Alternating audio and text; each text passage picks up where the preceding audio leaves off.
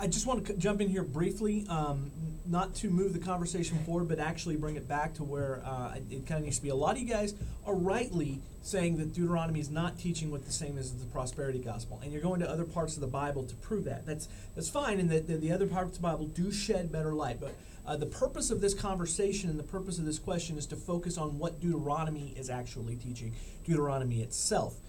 Deuteronomy, if Deuteronomy was all we had on speaking on this subject, it still wouldn't be teaching the prosperity gospel, and that's an important thing that we have to understand. So my question is, and what I like, you don't have to respond on this thread. I'd like to see it in your threads, so I'm not having to ask everyone, can you go back to Deuteronomy, is spend time in Deuteronomy, dwell in Deuteronomy. What is Deuteronomy teaching? What is the context?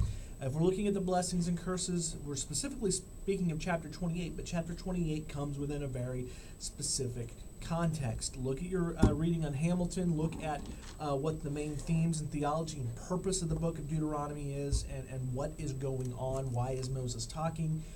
Who is he talking to?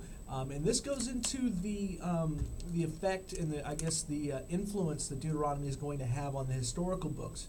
Martin Note talking about the Deuteronomistic history, that sheds some light here. I don't buy all of Note's conclusions, but as I did say in my introduction video for this week, there does seem to be some merit in the idea that the theological themes of Deuteronomy do inform the books of Joshua through 2 Kings, that whoever wrote those books seemed to have Deuteronomy in mind when they were writing it, particularly some of the promises. So these are all kind of hints to say, what is it about Deuteronomy itself that makes this different than the prosperity gospel?